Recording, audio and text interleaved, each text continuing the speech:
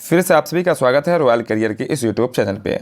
अभी हम लोग इस क्लास में देखेंगे क्लास 10 के मैथ को, जिसमें रहेगा आपका एक्सरसाइज नंबर 1 के ऑब्जेक्टिव क्वेश्चन को देखेंगे, जो कि आप सबके लिए काफ़ी महत्वपूर्ण होगा, जो स्टूडेंट 2024 में एग्ज़ाम देने वाले हैं, यानी कि सेशन 2023-24 के लिए।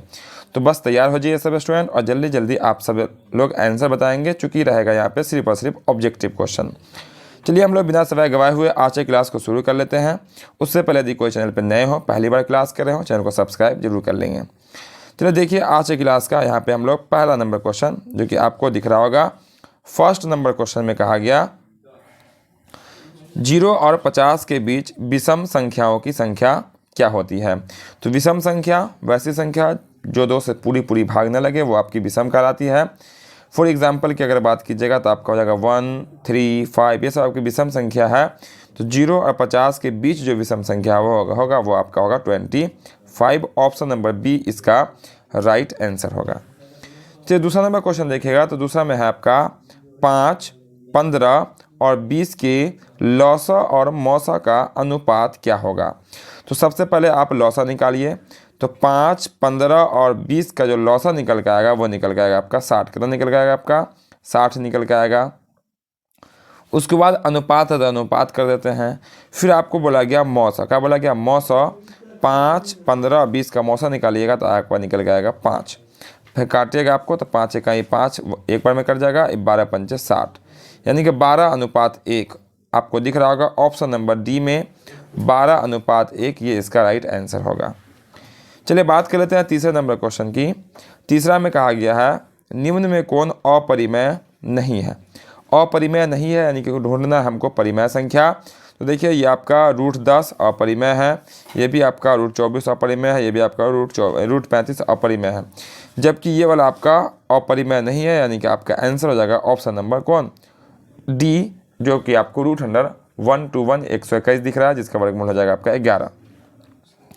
चलिए हम लोग आगे बढ़ते हैं अगले प्रश्न की ओर, चूँकि बोला गया था अपरिमेय नहीं है। ठीक है, चलिए हम आगे बढ़ते हैं अगले प्रश्न की ओर। प्रश्न नंबर हो जाएगा वो आपका चौथा नंबर। चौथा में कहा गया है 2 संख्याओं a और 18 का लौसा 36 है, मौसा आपका 2 है, तो a का मान क्या होगा। देखिए कैसे निकालेंगे। 2 संख्या है आपका 18 a है और 18 है। फार्मूला होता है पहली संख्या गुना दूसरी संख्या, यानी आपका हो जाएगा a गुना में 18। ये हो गया आपका पहली संख्या गुना में दूसरी संख्या, पहली संख्या है दूसरी संख्या, बराबर होता है मौसा गुना लौसा या लौसा गुना मौसा। तो लौसा आपका 36 है, मौसा आपका 2 है, लिख दीजिए यहाँ पे। तो हो जाएगा 36 गुना में कितना हो जाएगा आपका 2 हो जाएगा। अब 18 दूना 36 2 बार में कट जाएगा, ये 2 हो जाएगा ये, और 2 दूना 4, a का वैल्यू कितना हो जाएगा आपका 4 हो जाएगा, जो कि आपका ऑप्शन नंबर सी में दिख रहा हो, ये आपका आंसर हो जाएगा। चलिए बात कर लेते हैं अगले प्रश्न 5वें नंबर की। 5 में कहा गया यदि p और q 2 अभाज्य संख्या है, यानी जो एक से और खुद से भाग लगने वाली संख्या होती है वो आपकी अभाज्य कहलाती है। तो p और q का आपका अभाज्य संख्या है, तो उसका मौसा क्या होगा। याद रखिएगा कोई भी 2 अभाज्य संख्या हो उसका मौसा हमेशा 1 होता है। क्या होता है आपका 1 होता है। ऑप्शन नंबर डी इसका राइट आंसर हो जाएगा।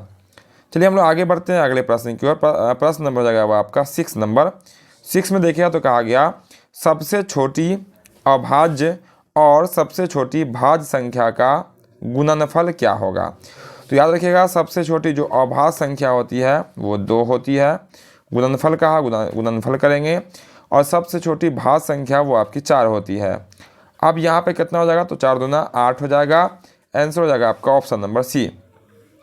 बहुत ही सिंपल सा क्वेश्चन है, सबसे छोटी भाज्य सबसे छोटी अभाज्य को लिख के गुना कर देना है। 7वां नंबर क्वेश्चन देखिएगा, तो 7 में कहा गया निम्न में कौन अभाज्य संख्या है।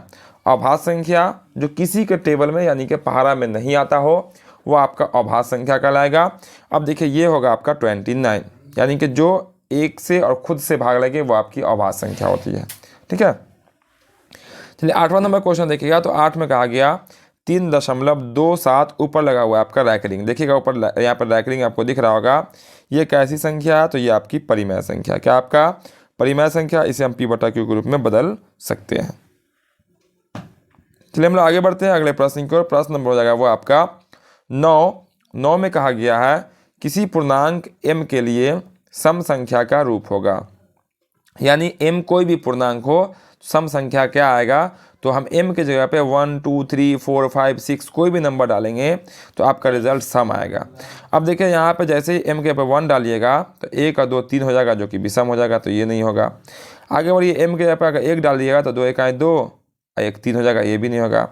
अब देखिए ऑप्शन नंबर सी इसका राइट आंसर होगा।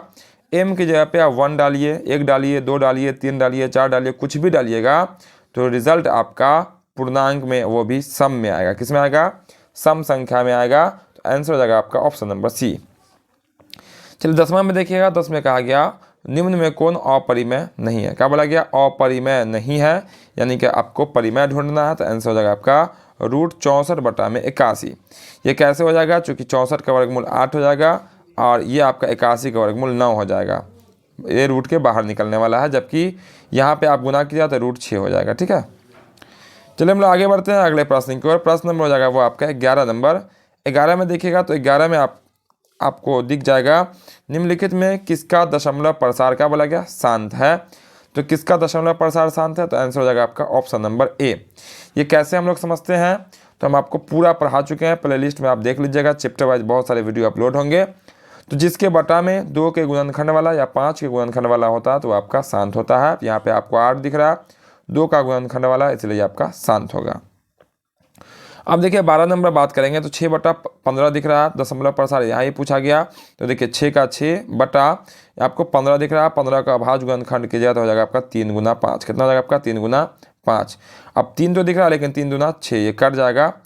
अब देखिएगा आपको हर में ये पूरा जो फाइनल दिख रहा है आपको 2/5 दिख रहा है। क्या दिख रहा है, 2/5। नीचे में 5 वाला है, जैसे ही 5 वाला रहेगा तो आपका शांत कहलाएगा, यानी कि आंसर हो जाएगा आपका ऑप्शन नंबर ए। चलिए आगे बढ़ते हैं हम लोग 13 नंबर क्वेश्चन पे। 13 में देखिएगा तो 13 में कहा गया है 4 - √3 है, यानी ये कैसी संख्या है। चूँकि यहाँ पे हम देख रहे हैं हम लोग एक्सरसाइज नंबर 1, तो रियल नंबर का क्वेश्चन है। तो पहला ही चैप्टर का जो भी क्वेश्चन होगा सब पहला ही क्वेश्चन का होगा, पहला ही चैप्टर का होगा। तो यहाँ जो आंसर होगा वो होगा आपका अपरिमेय संख्या। ठीक है, चूँकि रूट के अंदर रह जाने वाली संख्या अपरिमेय होती है। चलिए हम लोग आगे बढ़ते हैं अगले प्रश्न की ओर। प्रश्न नंबर हो जाएगा वो आपका देखिएगा 14 नंबर।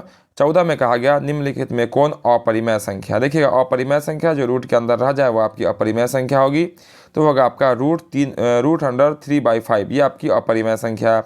जबकि यहाँ भी हमें रूट दिख रहा है, इसमें भी रूट दिख रहा है, लेकिन यहाँ पे क्या होगा 36 का वर्गमूल 6 और 64 का वर्गमूल 8 हो जाएगा।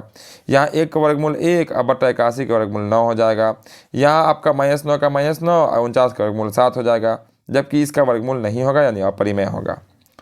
15 में देखिएगा तो 15 में कहा गया निम्नलिखित में कौन सी अभाज्य संख्या है। कौन सी अभाज्य संख्या है, यानी कि आपकी किसी के पहाड़ा में नहीं आने वाली संख्या है, तो वो आपकी होगी 11। कौन होगी आपकी 11, किसी के टेबल में नहीं आएगा, या तो एक गिनती में आएगा या खुद के टेबल में आएगा, यानी कि जो 1 से खुद से भाग लगे वो आपकी अभाज्य संख्या कहलाती है। उम्मीद करते हैं आज के क्लास में आपको ज़्यादा नहीं 15 क्वेश्चन बताए हैं, सब क्वेश्चन आपको क्लियर समझ में आया होगा। तो जब तक क्लास को लाइक नहीं किए होंगे क्लास को लाइक ज़रूर कर देंगे। जो चैनल पर नए होंगे, पहली बार क्लास कर रहे होंगे, चैनल को सब्सक्राइब जरूर कर लेंगे। साथ ही साथ बेल आइकन भी दबा लेंगे ताकि आपको हर एक क्लास का नोटिफिकेशन मिलता रहेगा। और दोस्तों के बीच शेयर जरूर करेंगे। और आज की क्लास आपको कैसा लगा कमेंट बॉक्स में बताना ना भूलें। फिर मिलते हैं हम लोग अगले क्लास में आगे के क्वेश्चन के साथ। जय हिंद।